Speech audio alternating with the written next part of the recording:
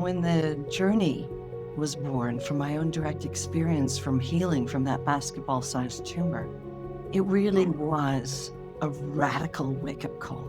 I mean, it sent me reeling because I thought I was doing everything right, vegetarian and meditating every day and yoga and doing what I was passionate about in life, which was teaching living health for Tony Robbins at that time. So I used to give a 4 or 5 hour seminar on how to create radiant health. And so the last thing I expected to have happen was to be diagnosed with this massive tumor, and it really sent me reeling. The episode you're about to watch has been republished. My podcast channel reaches a lot more people now, and there's certain episodes that have slipped under the radar, and I wanted to bring them up for your attention because I truly feel they are worth listening to. So please be sure to let me know what you think of this episode in the comments below. And of course, let's continue to connect. Let me know where you are in the world and where you're listening and tuning in from. I love reading it. It's amazing, isn't it, that we can do this? And the other thing I want to say as well is find out where we are if you want to put your spiritual boots on and come and join us at one of our 5-day retreats or 1-day events around the world. Links are below as well if you want to find out more what we're up to. Much love from me. Enjoy. Beautiful. We're recording. Brandon, welcome to the podcast. Thank you. I'm really delighted and feel really such love for Australia.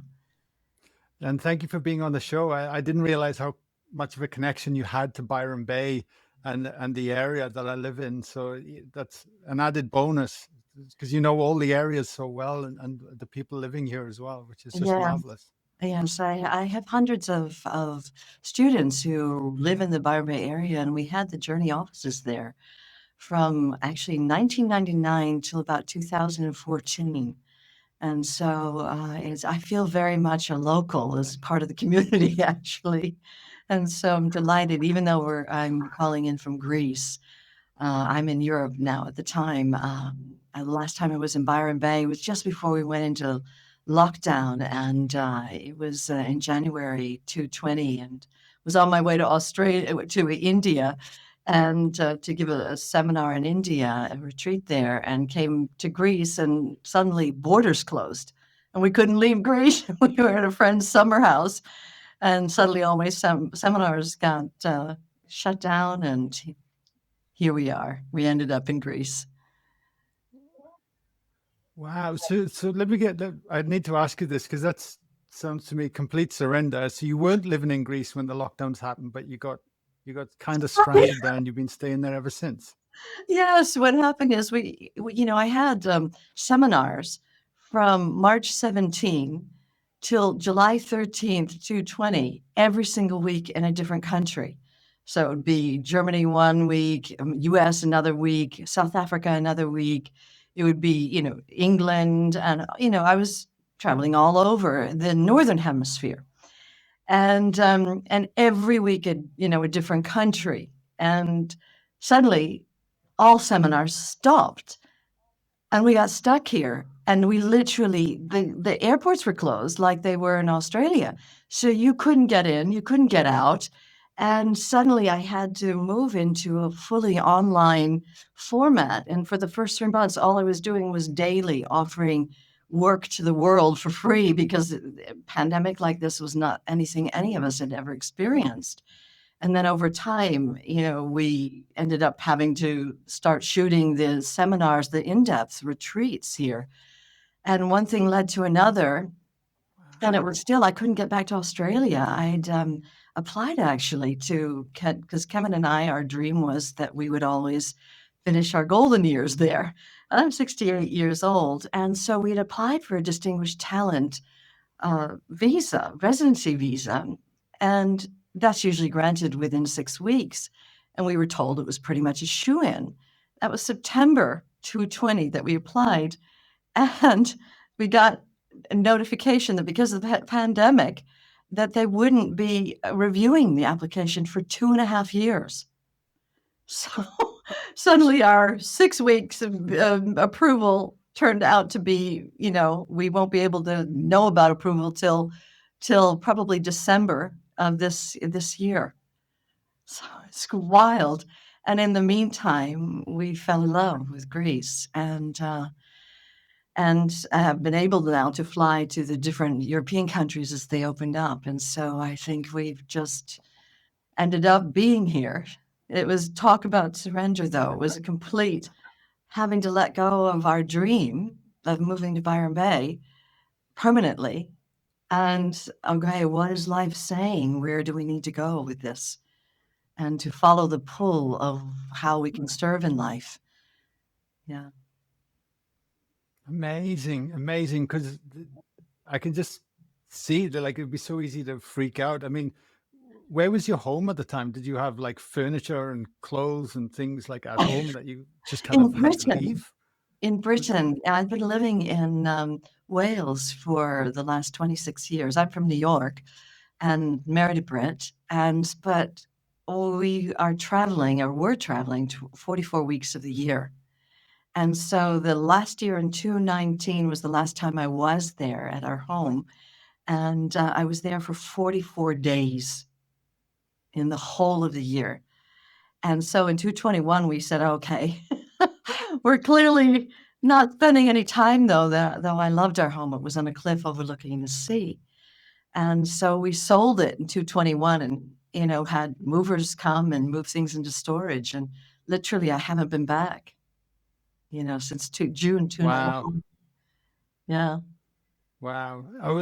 We'll get into the conversation now, but I don't know if you know, but I'm from Wales. I'm from South Wales, and I Really? immigrated to Australia in 2005. Yeah, yeah, Wow. yeah. Where So in there's South a lot Wales? of synchronicities. Because I'm we from near Swansea.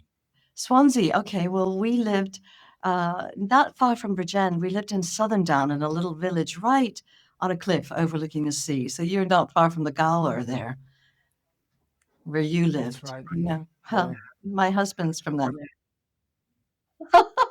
And it was interesting. When I had my DNA checked, I actually have 35% Welsh blood, which is interesting because I have more Welsh DNA than my husband, who is Welsh. Very curious. Yeah, fantastic. I had no idea. There you go. There you go.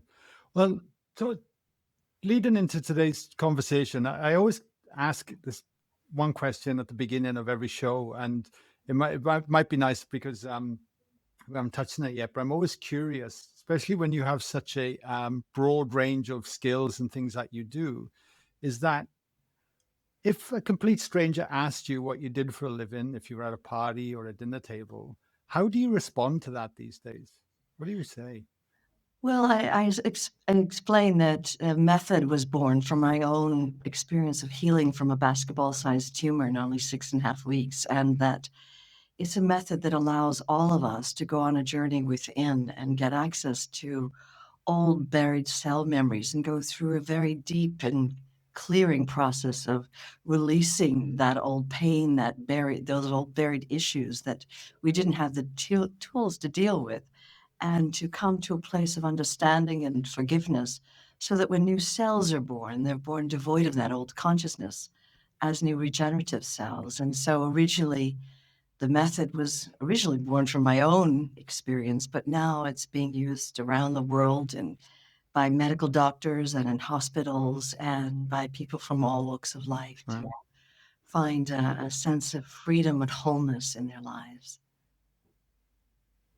Did you always know? I'm curious to ask because for me on my journey, I never really looked at emotions or cellular memory and things that the unseen, if you like, that could be holding me back. It was always it had to be physical, tangible. And I used to play rugby, so if I had a problem, I'd just associate to physical activity. I'd never look deeper within. But as I've gotten older and some of my experiences I've shared with you off air as well, I've really changed everything the way I look at it all. And it kind of all makes sense now. But was that always the case for you? Did you have an idea of that like through your early years? Or did it take a brain tumor to really start to look at it? Well, it wasn't a brain tumor. It was a tumor in my uterus, but Oh, nonetheless, sorry, I um, apologize.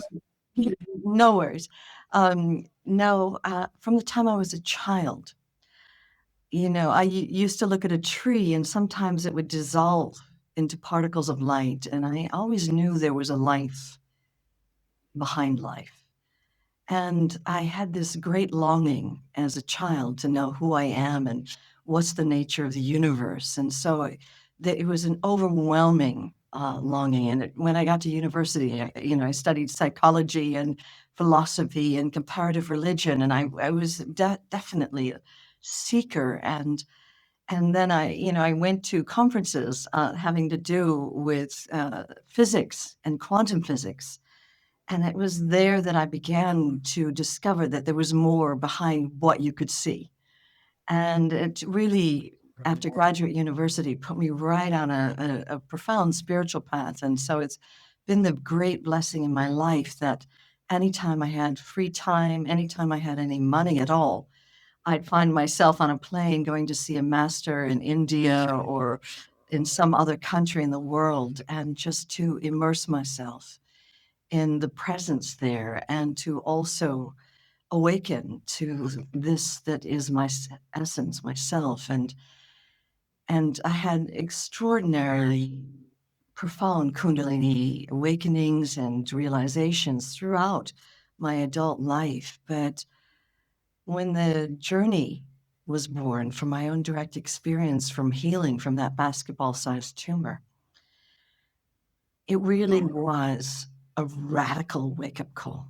I mean, it sent me reeling because I thought I was doing everything right, vegetarian and meditating every day and yoga and doing what I was passionate about in life, which was teaching living health for Tony Robbins at that time. So I used to give seminars, about a 4 or 5 hour seminar on how to create radiant health in vibrant health. And so the last thing I expected to have happen was to be diagnosed with this massive tumor, and it really sent me reeling.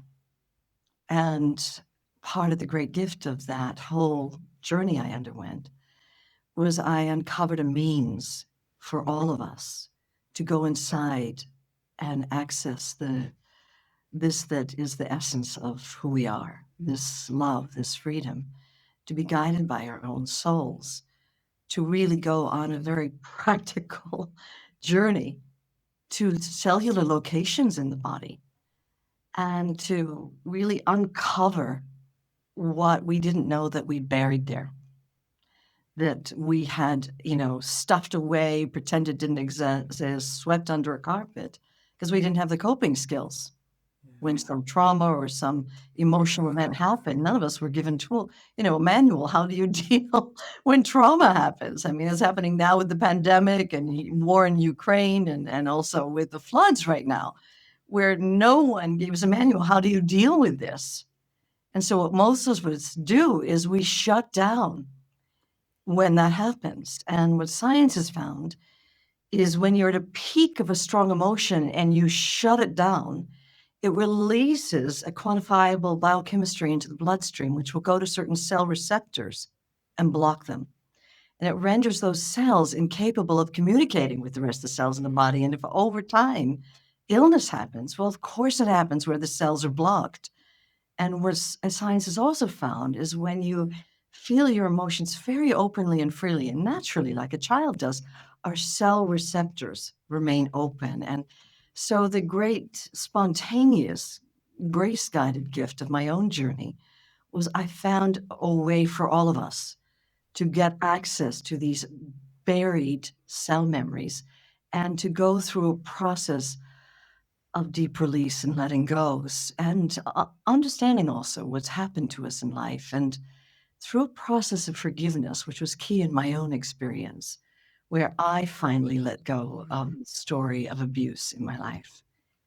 And so when new cells were born, they were born devoid of that old negativity, that old buried pain, as new regenerative cells. And so this is why now these days, for instance, if I go to Israel, there are 3 hospitals, and let's say you undergo a heart surgery. Well, then for a week after, you go to a recovery unit where they use the journey to get to the emotional corollary of what is co-creating the illness. Or they have the same thing in the oncology hospital.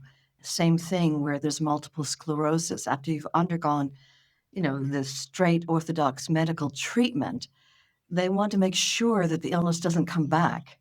So they want you to get to the emotional root cause of what is co-creating the surface illness. And so that's what my whole journey has been. And when this, like you, I had a radical awakening also at the time when the tumor happened. And it was that awakening that guided me to allow this method to birth itself through me, and it became my calling. And I've ever since then, this was in 1994, have been just offering this work to the world, and my whole life completely shattered around me. Like you with the floods, our house burned down in the big fires in Malibu, and then a year later, my husband fell in love with a younger woman and married her, and so literally, my whole life deconstructed. The first year was the tumor, the next year was my house burning down, and the next year, my husband falling away, who I thought was the great love of my life, and my job fell away, and so I'd lost everything. And it was almost like the whole of the life stream, it burned down what was my life. And the journey is what emerged out of that. And there's not a day that I don't think life, grace, that it happened just as it did. That somehow I'm losing everything. This is my calling was able to realize itself, my purpose in being on this planet. So There's two questions that really kicking at me from listening to that, Brandon. Like, that's unbelievable. And the two questions are, and they probably will take a bit of time with both, is the first one being, how did you navigate that early on when you were diagnosed with a tumor to be able to stay focused in what you believed was the right action for you, for the first thing? Because I have no idea if I was diagnosed tomorrow how I would respond to that, even knowing what I kind of know and believe in. And the second one is then how do you then, when you have so many challenging aspects happen to you, like you said, in those 3 years, to be able to stay in that strength, to move through all that and accept what is happening and see the greater good for it, because even that is extremely challenging too. So I kind of let you talk to all those things. okay, well, as I told you, it seemed like I was doing everything right, and I'd been in the health field and certified in so many different areas. I was a master herbalist, a kinesiologist. I had studied and mastered medical hypnosis, NLP. I was at that point teaching living health for Tony Robbins, so traveling around the world with thousands of people. Literally, there'd be like 6,000 people in a room when I would come to Sydney, and I'd be teaching them how to create vibrant health, how to breathe in such a way that it would oxygenate the cells, work out in a way that it would, and what kind of foods cleanse and don't clog the body, and on and on. So really practical stuff. And I was living, breathing, doing this work. And the last thing I ever expected to have happen was for this massive tumor to occur.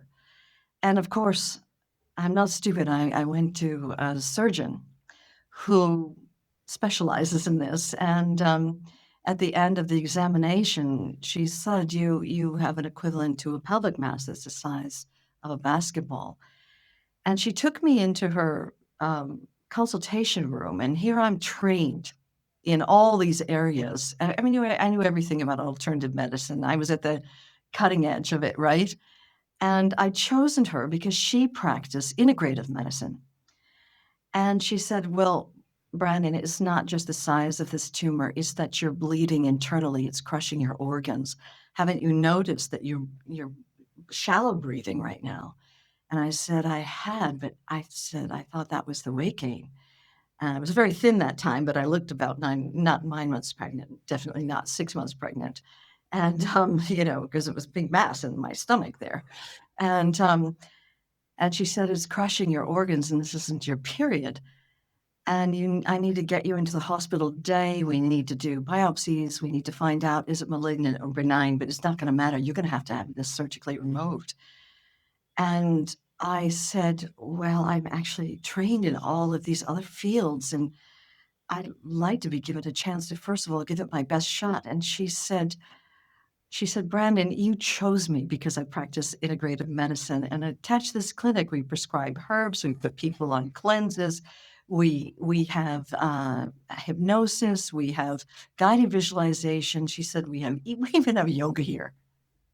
She said, if I thought you could go that route, that's the first route I would recommend for you. She said, but look at all these case studies behind me. There's not a single woman who's been diagnosed with a mass as large as yours who successfully healed herself. And you need to get real. You need to get this bleeding stopped. And then you're going to have to take whoever you can get in the hospital because I couldn't see you for another 6 months. And I talked to her a lot longer and said, listen, I'm trained in all these areas. If I can get the bleeding to stop over the next 3 days, how much time can you give me? And she said, well, if you can honestly get the bleeding to stop through one of your techniques, then I'll give you a month's time. But if you're not significantly healed in a month's time, then you need to come back here and let us do what we know how to do, which is surgically removed it. And so I bought myself this tiny respite of time. But I got to tell you, I was with my best friend who I asked to accompany me to the doctor. And my heart was pounding through the roof and my mind was going a million miles a minute. And I knew that I was already living, breathing everything that was out there. I was walking my talk. And I knew that I was being invited by life to go someplace different, someplace new that I'd never been invited before. And truthfully, I was panicked out of my mind. And I can remember walking out of her offices there in downtown LA. And I was holding my best friend's hand. And at this point, I couldn't even put one thought next to the next. And as I was there with my mind going a million miles a minute, I looked up and in front of me was a mimosa tree, a tree I hadn't even noticed going in. And as I looked up at this mimosa tree, I was absolutely stopped, arrested by the beauty of this tree.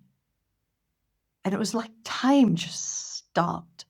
And my thinking mind, that was going a million miles a minute, just wound down and fell into the background. And as I looked at this tree out of nowhere, overwhelming gratitude came flooding through. Gratitude for seeing the color yellow and smelling a fragrance I hadn't noticed going in. Gratitude just for being allowed to breathe. And I had what is commonly called in spiritual circles a Sartori moment where time stopped. And out of nowhere came a gut knowing I would be guided to heal.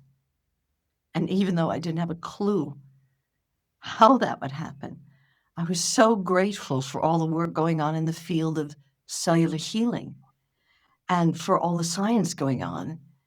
And I knew that even though there not yet been a method discovered how to actually participate in that, I knew somehow I would be guided.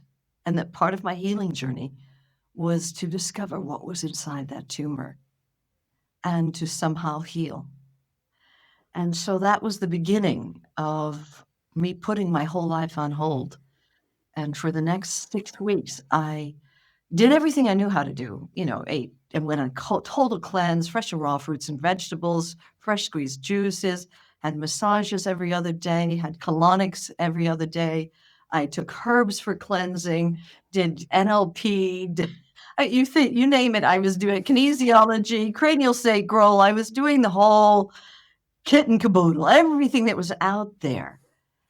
And I was looking after like 3 weeks, radiant from all these fabulous things I was doing, but my stomach was still hard as a rock and my skin taut like a drum.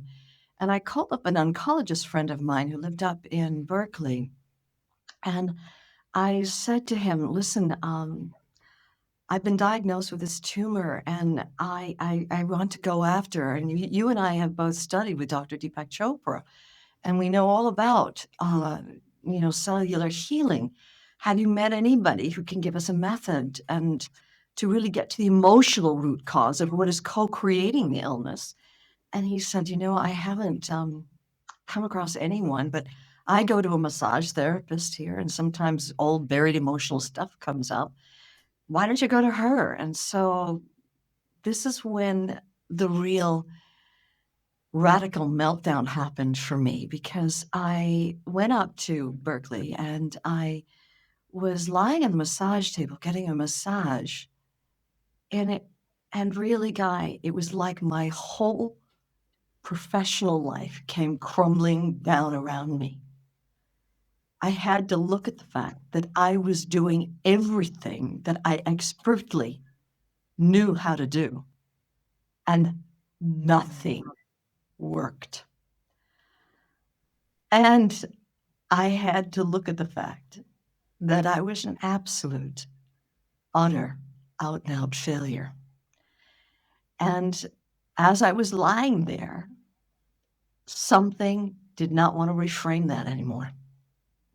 Something didn't want to explain it away, analyze it, change it into something more positive. Something just surrendered inside of me. And I had to see my whole professional life just crumbling around me and open into this feeling of being an out and out failure. And when I did that, I started free falling into a feeling of being absolutely lost, not even knowing what questions to ask anymore, what answers to seek anymore. And something just let go and surrendered in that. And I fell into a deep, dark despair of feelingness that maybe there are no answers. And there was no way out. And as I let go in this despair, I began to dissolve into a field of black nothingness that was omnipresent. And as I surrendered wholly to that, there were these pinpricks of light that started to flood into the nothingness and bathe and saturated it. And I found myself in a field of light, in a field of oneness, connectedness with all of existence, of everything, of not knowing it, in innocence. And it was from this place, this field of light, of allness, that I was guided to go on my journey and uncover what was stored in that tumor. And so the journey was born from this recognition that this that is yourself, this love, this freedom, this everythingness is in all of us, and that the emotions are actually the gateway to the soul. And so part of the journey process is in a very direct and very real way. You open into this that is your essence, And it's your soul that guides you on the journey. And it's your soul that reveals what's stored there. And it's your soul that does the healing. It's that infinite intelligence, that part of you that makes your heart beat and your eyes shine and your hair grow, that does all the doing. And so that's how I moved from being, from the medical to the spiritual in my healing journey. And I ended up doing 3 processes very similar to this. And it was the same emotional theme over the next 3.5 weeks. And by the time I got into Cedars-Sinai Hospital to have my scans done, so it was 6.5 weeks, the total journey, my stomach had gone down and down and down. And when they did the 43 scans of my uterus, I was pronounced textbook perfect clean, completely tumor-free. And so the journey is about radical awakening. And it's about getting real. All the things that we couldn't face, that we didn't face, that we tucked under the carpet to clear them in the context of this healing grace that is your essence. So that's that answer. And you asked the second question, and I can't remember what it was now. I'm speechless. You kind of answered it, because the second question was with the continued adversity that came your way after that. Yeah, right. Well, in the realization of this love and the recognition that that is who I am and who you are and who everyone is, it didn't change the tumultuous nature of life. Life came, and the very next year, in the same month that I healed from the tumor, then there were the big mega fires in Malibu, California, where I'd moved from New York City to Malibu by then. And so our house burned down, and even though we lost everything, our cars exploded, there was a way that there was a peace inside that was untouched by it all. And that peace is who all of us are. Even though externally, yes, it's devastating to lose everything. Internally, there was a peace underlying it all that was inescapable and unchanging. And then when my husband, the man who I felt was the great love of my life, fell in love with a younger woman and left me for her, again, after we just cobbled our lives back together, put a roof over our head after the fires, here was this. And at the time, obviously it's devastating, heartbreaking. But underneath the heartbreak was a wholeness, a peace that was undisturbed by it all.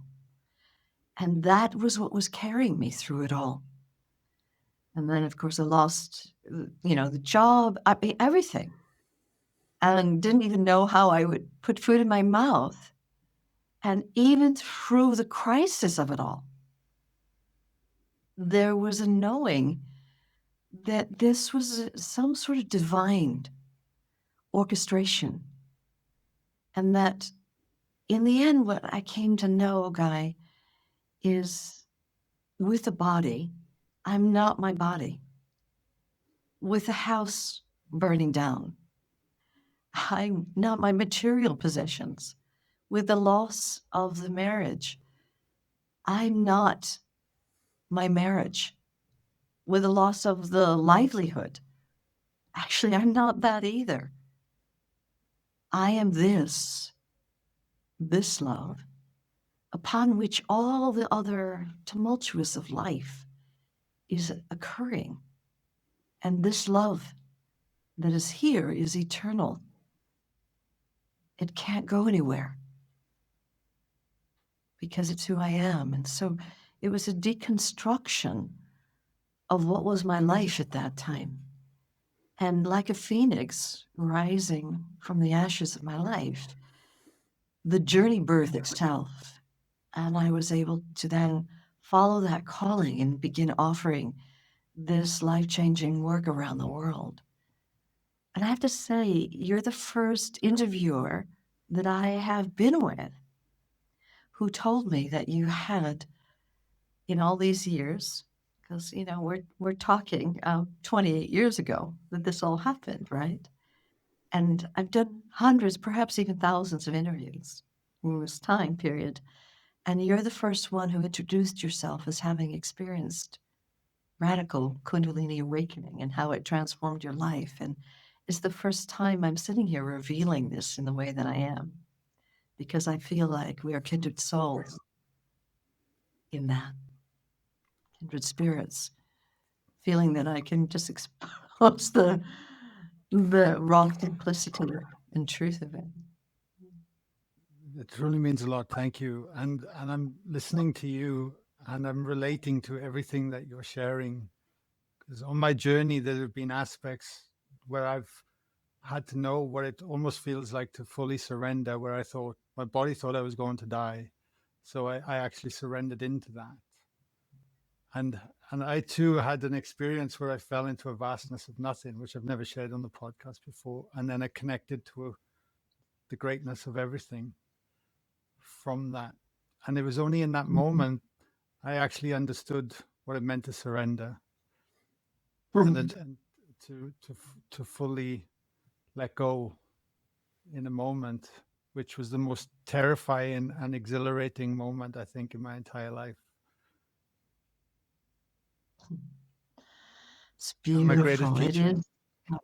Yeah, yeah, yeah. When did you Did you? decide? Oh, sorry, Yeah. please finish.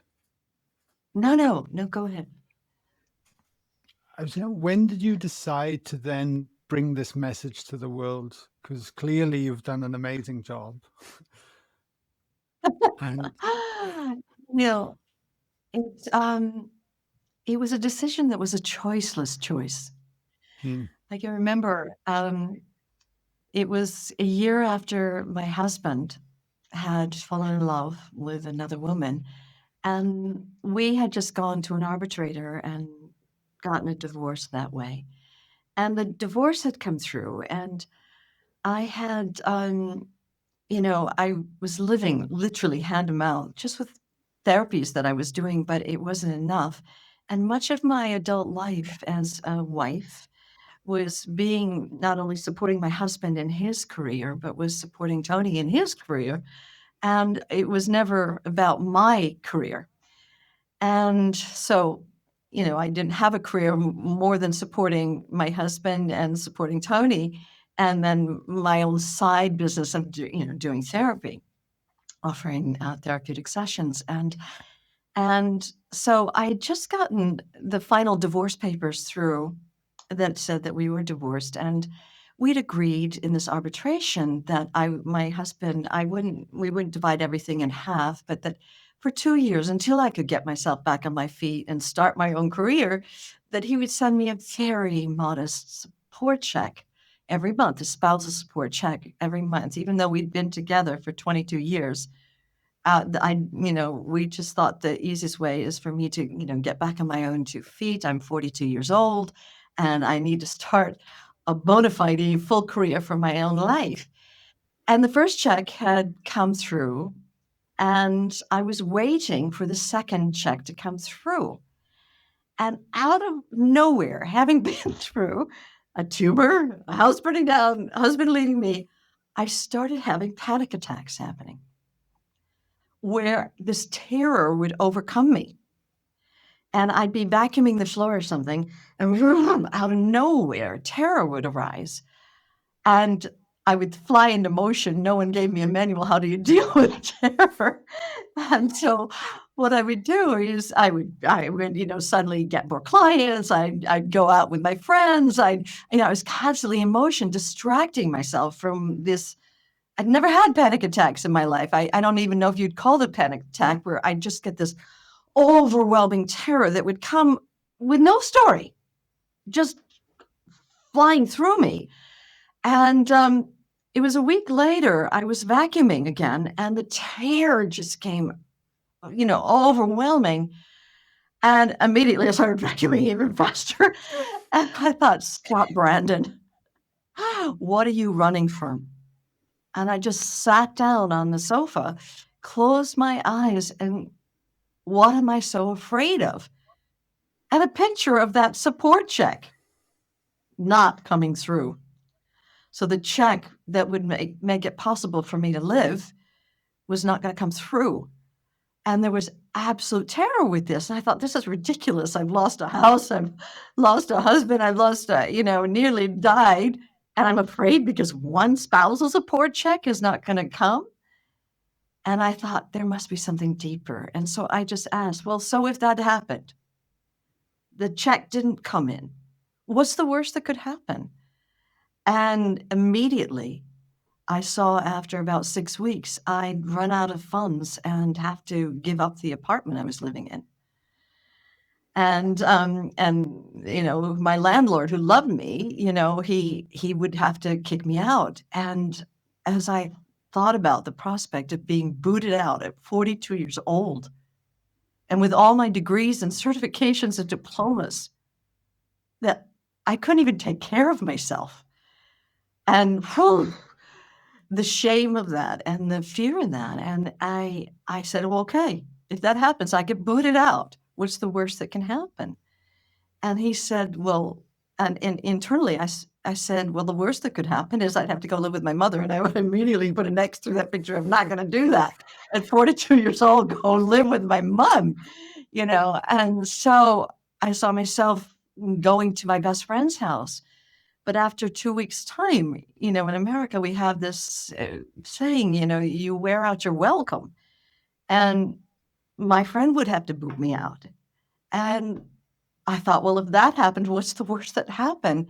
And I found myself on the streets of New York City, my hometown, as a straight person, holding out a cup, looking for quarters.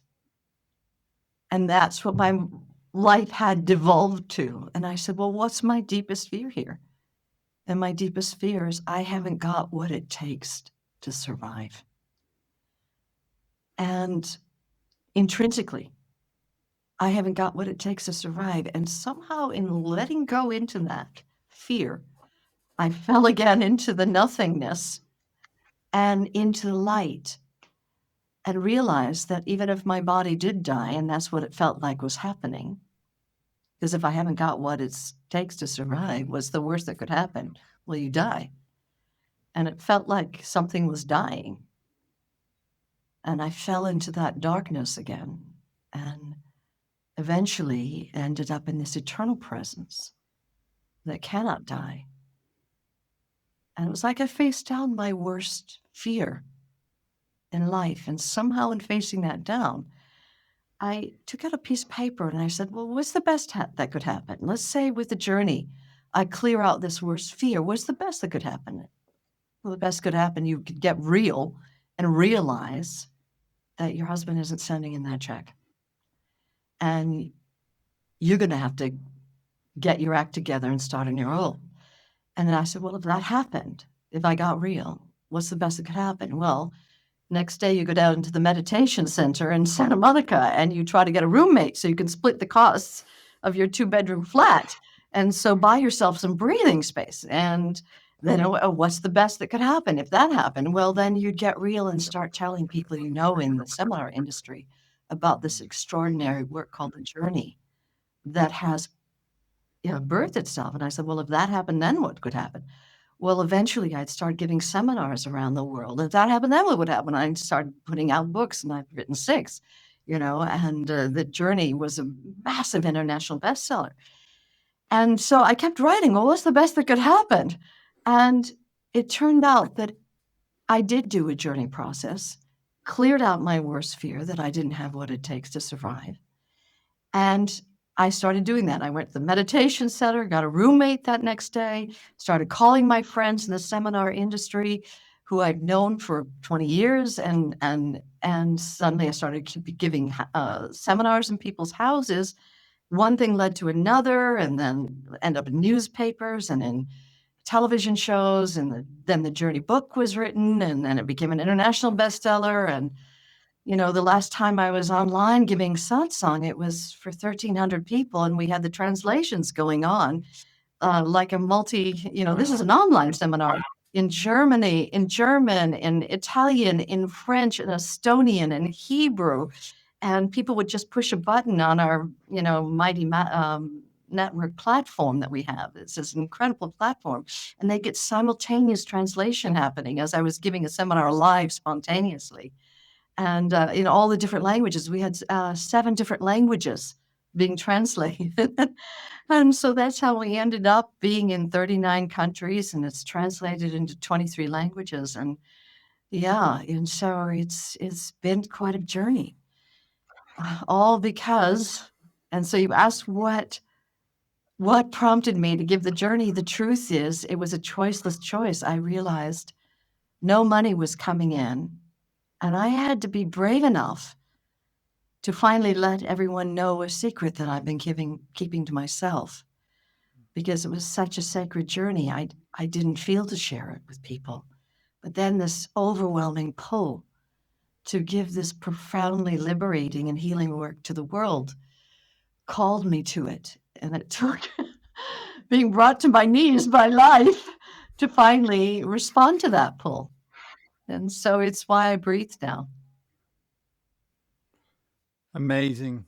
Absolutely. Thank you for sharing that, Brandon. It just gives me goosebumps listening to that story. Unbelievable. Absolutely unbelievable. How would you then describe? I'm just thinking of the podcast because we haven't even got onto it yet, and I'm aware of the time. But how would you actually describe to someone the journey? Is it a meditation? Is it a process? Is it something that we do daily, weekly, revisit? Okay. It's a guided excuse me. It's a guided introspection, and it's a process for awakening to your true essence and letting your soul guide you to what needs healing inside your body, what needs healing in your life, in your relationships, and your career, in every aspect. And so I believe that no one can tell someone how to heal. That part of healing is they find their own truth, find their own answers, do their own clearing, come to their own understanding of what's happened to them in their lives, come to their own wisdom, come to their own forgiveness, so that when the new cells are born, they're born devoid of that old programming as new, healthy, regenerative cells. And so, it's a journey for everyone. And it's a journey that I feel that everyone can, if they feel the calling, you have to feel a calling to want to get real, to want to wake up, to want to heal. If you don't feel that calling, this isn't for you. If you want to glide along in life, then this work is too deep for someone it's not for people of casual interest. It's for people who have a deep prayer to heal their lives and to set themselves free. And so we tend to get a lot of people who've done a huge amount of work on themselves and not succeeded like I had. I'd done so much work. I've been on a spiritual path my whole adult life and still got a tumor. And it took that tumor to bring me to my knees to finally have this radical awakening. And so often life has to bring people to a place where they're at a place they recognize that they need help, they need healing, or they have, like I did, an overwhelming desire to find out who they are and a need to come home to that, and a sense that exists within them. So I always say to people, this is work for fellow lovers of the truth, Yeah, I was going to say, do you think that need is the main ingredient to self healing? How, Yeah. or what would you say it is? I would say that you know how it is with, you've heard about people who have had addiction, who've had, perfect lives, their lives all all ducks in a row. And then something happens, a crisis happens, or an illness happens, where life gives you a wake-up call. It knocks you on the head and says, wake up. There's something more that needs to be investigated here. And so, or some people were like me, that from the time I was a child, I sensed there was more to life than what you could see with your naked eye. And a longing to discover this mystery, to understand it, to bathe in it, to embrace whatever that mystery is, a longing to surrender to it. And so some people are born with that longing, like I was. And some people have to have something radical happen for them to say, okay, it's time I did something. And so it is, I do feel that the longing to do this work has to be there. And that's why with the journey, I always said to people, listen, now you can get we give the book away, The Journey, on our website, thejourney.com, which you can download for free. Because I always said to people, read this book. See if it speaks to your heart. If it calls to you, then you can embark on this journey. But this is not work for people who are just wanting, let's think positive. Let's do some joyous, fun, rah, do some positive affirmations. If that's what you're wanting, this isn't the path for you. But if you're wanting to roll up your sleeves and get real and let go the mask and come home to something that feels true inside, then this is work for you. And one of the things I mentioned to you before we started is that, I've been online now giving deep seminars and retreats, etc., since June of 2020, in addition to a lot of free work that I'm offering online to serve people during the pandemic. And then the floods happened. Now Ukraine is here. We're in Ukraine, and I've been doing prayers, etc., putting out websites where how you can help people in Ukraine who are refugees from Ukraine war. And here in Europe, it's very present to all of us. We all know refugees coming over, mothers and children. And so I've been trying to support in that. And so for the first time ever, for people really longing to undergo a deep immersion, we're giving the Journey Intensive in May in Australia, in the US, and in Europe at 70% off. And so it's the first time ever that we've given this incredible discount where for 2 days you're immersed in meditations, process work, deep teaching. And what my prayer is when people go through the Journey Intensive, that it's not just that they're washed clean and, feel light and whole, but that they take these tools and they give them away to their children, their family, their loved ones, so that at a time when the world is in such a tumultuous place, that there's a peace that we can all come home to. And so I know Gabby wrote it down for me. In Australia, it's coming up soon, 14th to the 16th of May, and also in the US, 14th and 16th. And then in Europe, is the 21st to the 23rd of May. And so it's the only time we're doing this is to support people, because we've all been in such a world of tumult and in the unknown. And I've recently been connecting with the people who, journey practitioners in Australia. We have hundreds of them and thousands who have gone through their Journey Intensive and the Journey program. And so many of them lost their homes, like I did with the fires, to the floods.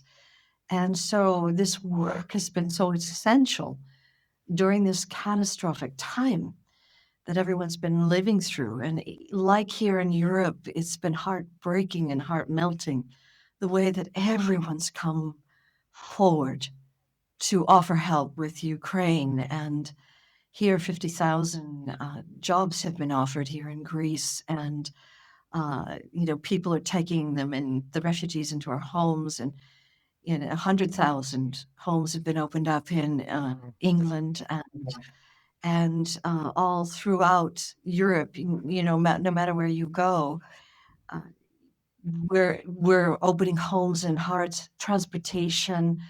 Airbnb is just giving places away.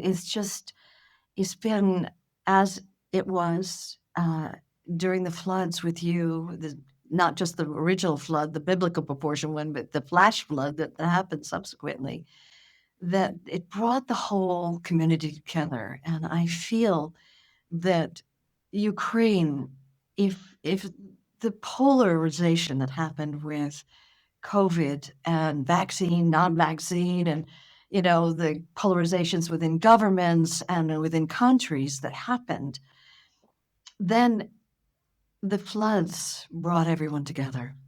Mhm. And reaching out to our fellow men, to our fellow human beings. And the same thing happened with war in Ukraine, that it's brought everyone together that is not from Ukraine, here in the West at least, and joined all our hearts in this desire to serve. And I don't know any better way to serve right now than to help people through this crazy, tumultuous time, than giving them these potent and powerful tools that can liberate your life and to bring people to wholeness. And so that's why we're doing this incredible thing of offering the seminar, the deep immersion. You can do the free live 1 hour, hour and a half seminars with me, throughout the year. But if you want the deep immersion where you really learn how to use these skills in your life as an ongoing basis, and you asked me, how often do you do the journey? And when I was on tour 44 weeks of the year, I did it once a week. So I never wanted to be so arrogant as to say I've got it all handled. I know there's more than one issue and cell memory stored in here, and I feel it's a privilege to clear whatever holds me back, whatever shuts me down, whatever is blocking me in any way, so that I can live more wholly and freely as this love. And the truth is, Guy, I'm going to be a student of life Yeah. till the day I die. I'll be undergoing the journey till the day I die. That's first of all, it's very generous, very kind of you, Brandon. And for everyone listening, there'll be links beneath, whether you're watching this on YouTube, iTunes, Spotify. They can literally just pause, drop below, and click through to find out more about the intensive workshop. And that sounds fantastic. And Brandon, I got one question that I ask everyone to finish on the show, and that is, with everything we've covered today, what would you like to leave our listeners to ponder on? That there is peace underneath all the craziness. There is a peace that underlies all suffering, and that it is possible to connect to that peace. That who you are is already free. You are already whole, and that this peace can be found in the core of your worst emotions. That's where you'll find this peace that you're seeking. And so I pray everyone here finds their way home to that love, to that peace within, and loves that truth enough to want to clear whatever holds them back, whatever shuts them down, whatever in any way blocks them, so that more of this love can live your life. And I pray that you become a living transmission of this love, that you're like this boulder that's thrown into the pond of consciousness that is your life, and the waves of awakening and healing go out from you as a living transmission of this consciousness. And so I thank you with all my heart, Guy, for this lovely meeting in the One.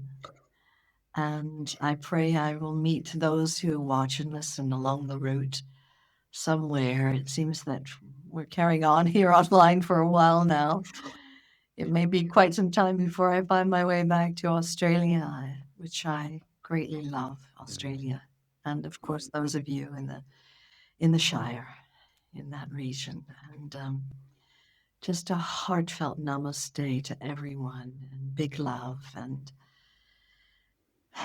a heartfelt namaste to you.